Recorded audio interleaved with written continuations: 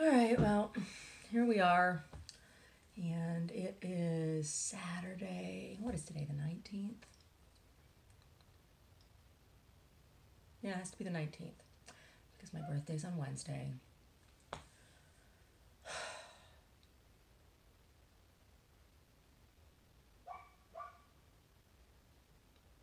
My birthday, my husband has spent far too much money on my birthday, and it's irritating in a number of ways for me. I mean, I'm not saying that I'm ungrateful. I appreciate his effort and his desire, right, to have a nice birthday for me because it's a big one, right?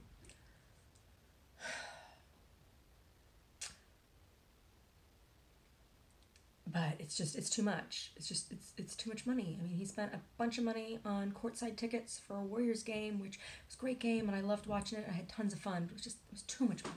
Too much money, in my opinion. I would have never spent that much money. Certainly not without talking to him first.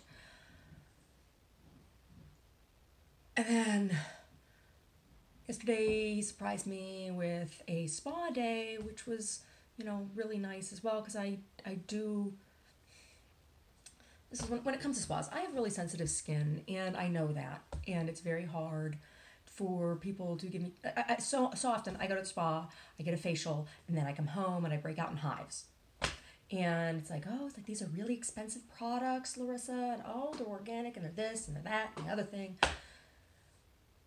And I still have reactions to them because there's things in products that aren't necessarily always listed or are listed under a different name, or people think that I'm joking, or, oh, you don't really know your body. You say you're allergic to that, but I don't believe it. And it's frustrating.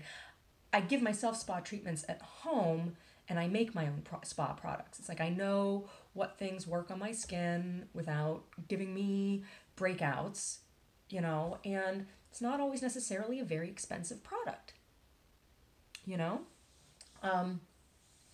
sometimes then if I can't find the product that I normally like, then I have to make something in that instance too. But on a daily basis,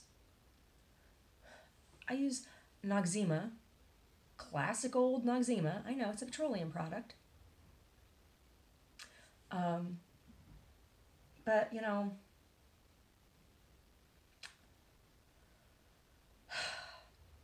the petroleum versus the corn-based plastics byproducts, right? People like, oh, biodegradable corn plastic. I'm sorry, I don't want to trade one awful thing for another awful thing. And what's awful about corn-based plastics? Well, those corn-based plastics are a byproduct of making ethanol. And ethanol is destroying biodiversity in corn species all over the world. And we see what happens when biodiversity is challenged. You have epidemics like the potato famine in Ireland. Or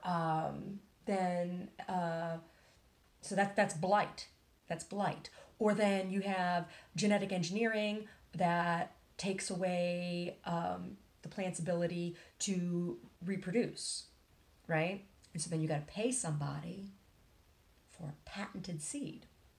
So all of these things are issues, and this is why I can't get on the vegan bandwagon with all of the synthetic materials. I'm sorry, you and your plastic shoes, even if they're corn-based plastic, they're still cheap-ass shoes, and it's still expensive to our environment. So I'm sorry, the vegans are never going to fucking sell me on their lifestyle.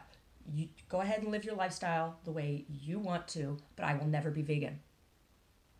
I find veganism to have some moral corruption, right? So petroleum-based products, there's ethical corruption, and within some individuals who are greedy, there's moral corruption. But I personally find veganism itself to be morally corrupt. I'm not saying that vegans are bad people. I know some very nice vegans. I'm saying vegan philosophy, in my opinion, is morally corrupt, and I can't jump on your corn or titanium dioxide bandwagon. Okay. So anyway, I use Noxzema. Noxzema, and then I use the Noxzema astringent pads as well. I don't use those every day because they can be drying if you use them every day. But they're really good, and they're antiseptic as well. So like using those to wipe up a scratch is easy and effective, or whatever. So they have multiple purpose. And they're also really good for like when you've been wearing makeup all day and it's kind of ground into your skin and it's hard to wash off sometimes, for getting that out of your pores. It's slightly abrasive, so there is the pads themselves, so there is a little bit of exfoliation that happens as well with that product. And like I said, I don't use them every day, but so that's an Noxzema product that I use. And then I love Palmer's products. Palmer's does coconut and cocoa butter. I'm gonna sneeze here. Maybe I'm gonna sneeze.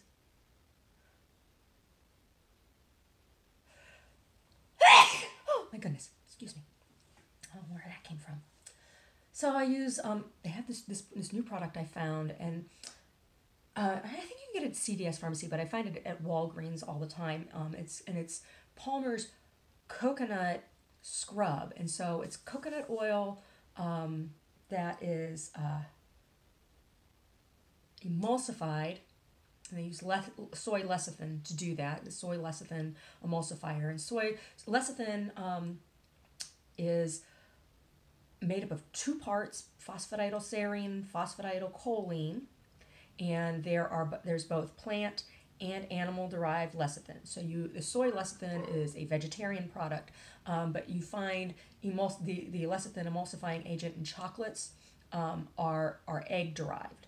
So that's phosphatidylserine, phosphatidylcholine makes an emulsifying agent, lecithin, which is extracted from those things and then used to thicken. So it's a thickening agent. You put eggs in something, it thickens up, right? It's the same thing with soy. When you have like silken tofu, you can use that to thicken. That what does that is the lecithin, the emulsifier that's in that plant, right? In the soybean itself, that matures once it's fermented into tofu. Anyway, so you can have a vegetarian option in soy lecithin, or you can have an animal-based option, which some people still. I'm lacto-ovo-vegetarian, so it doesn't matter to me where the lecithin comes from. I actually prefer lecithin that is derived from eggs, because if I have too much soy also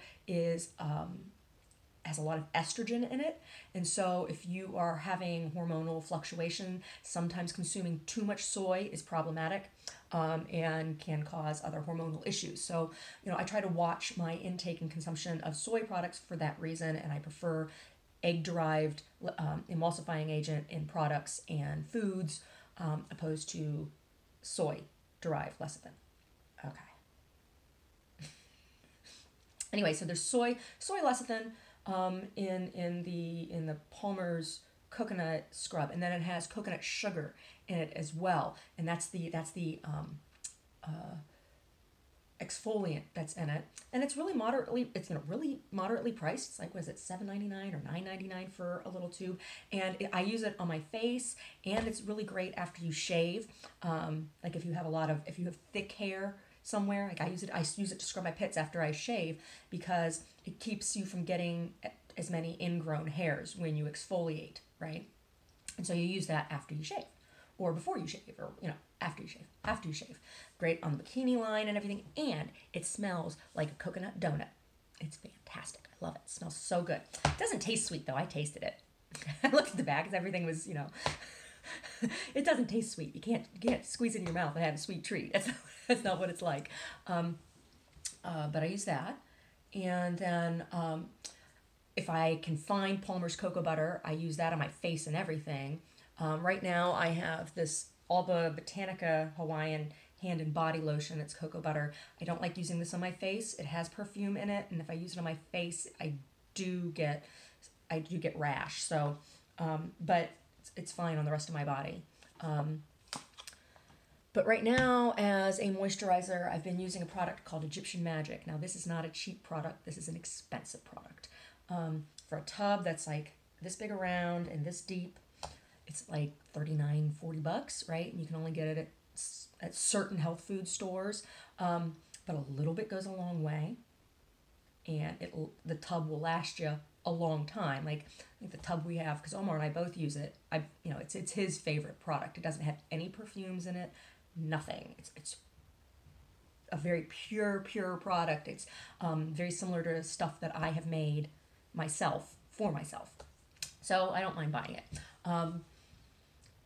But just a little bit goes a long way, and it's amazing. It's just this amazing. The one thing I'll say about it is it doesn't absorb quickly into your skin. So like if you use it and then try to put on makeup immediately, you don't want to do that. You want to wait a little bit for your skin to accept it, because it does have beeswax in it. So it takes a little bit longer. That's the beeswax. Beeswax and olive oil are the emulsifying agent in this salve, and it's a salve, not a cream. So it's solid, a little more solid. It's in between a salve and a cream. I suppose we could call it a balm, but you can use it on everything. So I use that. And then the other thing that I use is a product by Desert Essence, and they do tea tree oil based products. Now, tea tree oil is a topical that's antimicrobial, antifungal, and antibiotic. And so after you do an exfoliation of your skin, particularly after you shave, it's good to apply then something that is going to protect any small abrasion that you might not notice, particularly after shaving, and it will keep you from getting infection, right? And that's really good in your hoo-ha and in your pits, and for guys with thick hairs in their neck and face, right? So I use that, and I put that on before I use a moisturizer and before I put on my deodorant, and it's great. It's this tea tree salve. It smells really nice, And the other thing that I notice when I use it, then when I do sweat, because I don't use an antiperspirant because of the aluminum, I use a deodorant, and sometimes I make my own deodorant. Right now I'm using Queen Helene aluminum-free, aloe-based deodorant, and it's very nice. And it's even more effective when I use the tea tree oil product before. And when your hoo-ha gets sweaty, and you don't get as musty, because that bacteria that happens when you sweat, that's why sweat smells, is because bacteria grows in it. The tea tree oil takes care of that, so it helps to keep smells, odors at bay. So those are the products I like to use. And yesterday he spent a lot of money. I mean, it wasn't for the package deal that I had. It was a good deal. It was well priced, but it was still expensive. It wasn't cheap. This isn't something that I would do, every month, a kind of thing. I had a reaction to these products, and they're expensive products. And I'm not saying that everybody would have reaction to them. They're Yonka products. I had a reaction to them. So when I came out of the treatment, I had a headache, and I thought I was just hungry because we'd had a really early breakfast, and it was like 2:30 at this point, and so I thought I'm just really hungry. So we walked around a little bit, went and had lunch, and I still had the headache. And by the time we got home, the headache was getting worse, and I felt sick to my stomach, and I'm like, oh great. So I drank some water, and I had a shot of vodka. Not because I thought the vodka was going to help, but because I was just like, I want a shot. So I had a shot of vodka, and I laid down for a little bit, and we watched the Detroit game. And I got these hives all over my chest and along my hairline and across the bridge of my nose.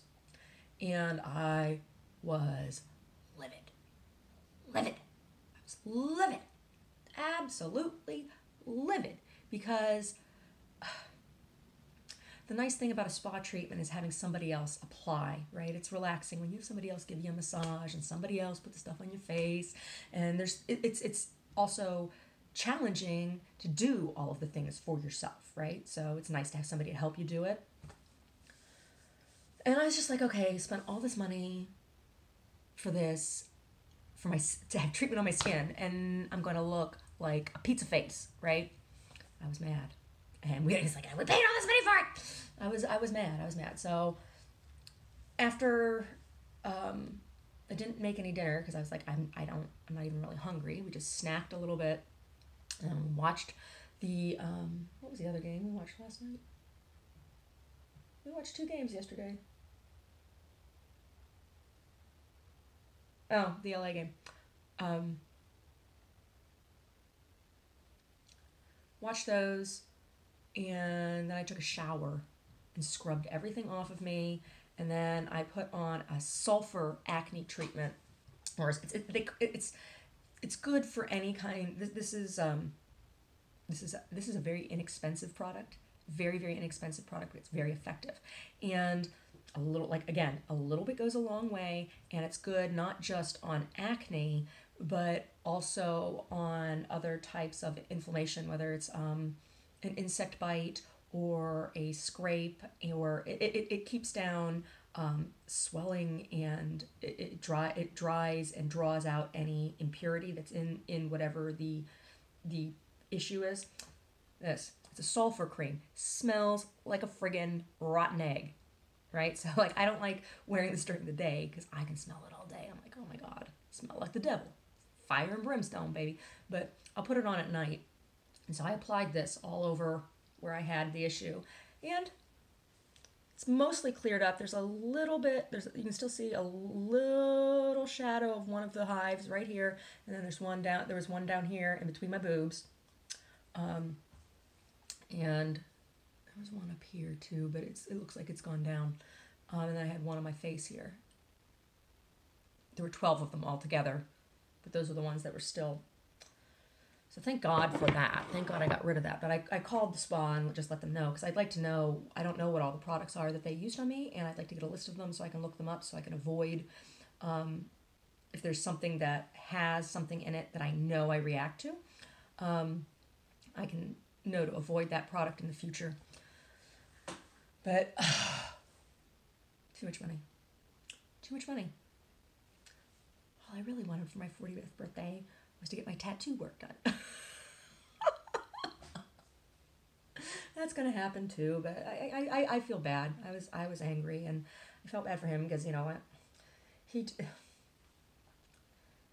doesn't know how to.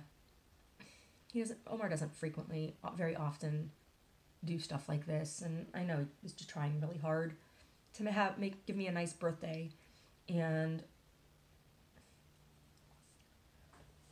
I don't know, frustrating, totally frustrating. And when we were watching the Detroit game, I was like totally surprised because there was this banner ad like I've never seen before. It's like it wasn't at the bottom with the ticker, it was above where the ticker goes, right? And it was a Jeffrey Feiger banner. It's Fire Law. And I'm like, holy shit, there's a name blast from the past I haven't heard in a while. And if you don't know who Jeffrey Feiger is one hell of attorney in the Detroit area, and he's the one who represented Jack Kevorkian in the 90s. So we saw this big banner. I'm like, that's odd. I'm like, what's the deal? Well, this morning I figured out probably why Feiger had this banner ad. I read this story. It was a terrible story. Terrible story about Blake Griffin's. I'm going to put on makeup while I'm talking about this. About Blake Griffin's debacle with his ex-fiance. Horrible story. And not so surprisingly, there was a Kardashian/Jenner involved. And I just feel bad for his kids. I feel really, really bad for his kids. And the reality is anybody, whether you're a man or a woman, when you have a lifestyle or occupation that affords you a giant paycheck, right? You're going to be targeted. And it's interesting to me that some of the biggest gold diggers are some of the richest bitches out there, right? But it's hard. I made a public comment, and I called Kendall Jenner trashy, one of those trashy girls. And That's probably not totally fair either. You know, I don't know any of those people. I've never met any of those girls. All I know is what I see in the media, and even if that's all a big show, I have issue with it. I feel a little. I feel bad. I feel a little bit bad for the two Jenner girls, because there's obviously an issue with parenting there. They haven't had. They're both very young and have grown up in a really warped sense of reality, and I don't know. I think they're both over 18 now, so you can't exactly call them an exploited minor anymore. But I'd consider them exploited minors growing up, certainly. Um, and I can understand the psychology behind Kendall Jenner targeting a man who is engaged and has children, right? Because that's satisfying in her something that has been missing, a stable male figure in her life, right?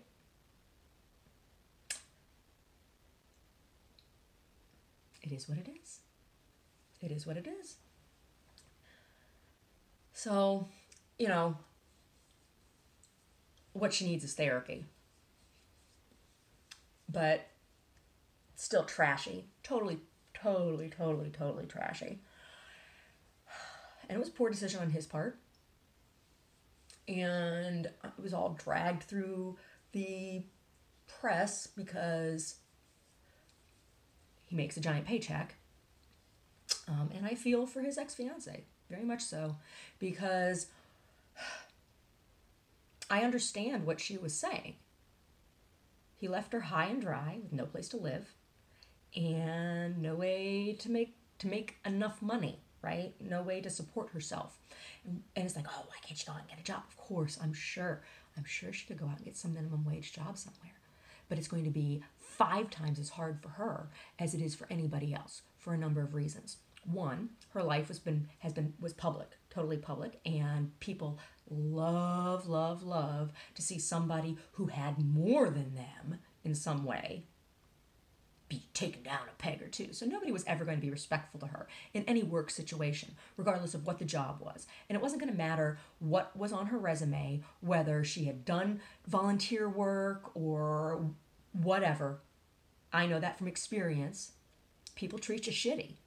If they're jealous of you for some reason, and then you're having a hard time about something, people love to see that. And then they love to dig at you. So I feel real bad for that woman. I feel real bad for that woman because she was always going to be, oh, that bitter bitch, right?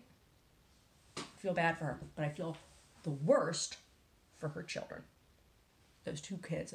But anyway, all that aside, Blake, you better brighten up. I hope you brighten up.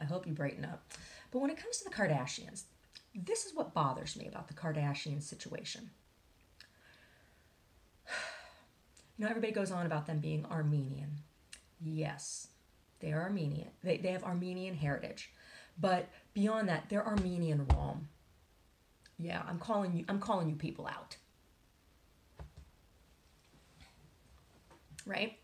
And I have Roma heritage as well. Now, the last name Kardashian is an adaptation of a Romani tribal name, like an entire group of people, right? The Kalderash. That's an ethnic Romani tribe. So their last name would be like if somebody who was Cherokee, had Cherokee heritage, that their family's last name was Cherokee, right? That's, and two things. Romani people have a huge struggle still today, number one. And number two, the Armenians have had a huge public struggle. And I personally believe that when you have access to a large amount of resource, particularly when you come from an oppressed group, that you have a moral and ethical responsibility to be a positive example as much as you possibly can be, right?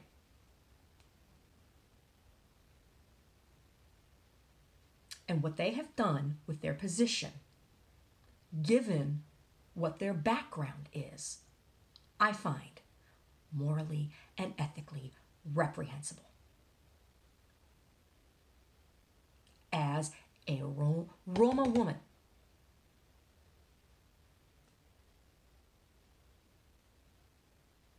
as an American Roma woman, I guess it was like, what was it now? Was it like 8 years ago or 10 years ago? This is when all of this, this is when all of this is what the political situation is. So I don't know if you remember, I guess it was about 10 years ago when Sarkozy was in office in France, right? There was this big stink because he deported an entire encampment of Romani immigrants that had come from a number of countries who had been expelled and been pushed out of a number of other countries, right? And they were settled in France. And there was all kinds of stuff that was going on. There was this big lawsuit because there was this couple who were dark complected and had a little girl who was blonde hair, blue eyed, and fair. And they were accused of stealing the baby, which is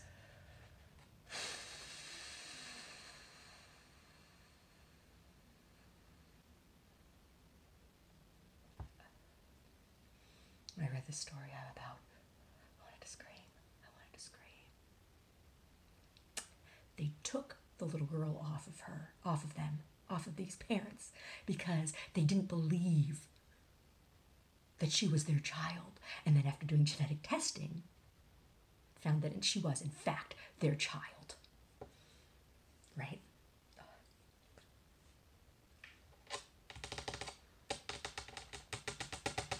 I think that happened in Greece, but it was the same group that had been pushed. It was the group that had been deported from France by Sarkozy, right?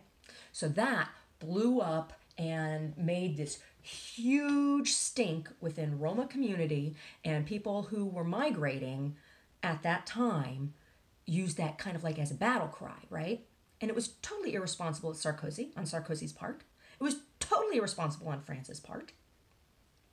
At the same time, within the UK, they were running an ad campaign that was trying to be counter stereotyping, right? It was supposed to be this racial empowerment or ethno-empowerment for Romani people. And this campaign was like, they were commercials where women and men, but it was mostly women, because there's a lot of stigma specifically against Romani women, you know, because we're all evil witches, right? Anyway, so they were like, there were these women's like, it was I'm your doctor, right? And she's like, and I am Romani, or I am your florist, and I am Romani. You know, it was kind of like saying, we're not all beggars in the streets.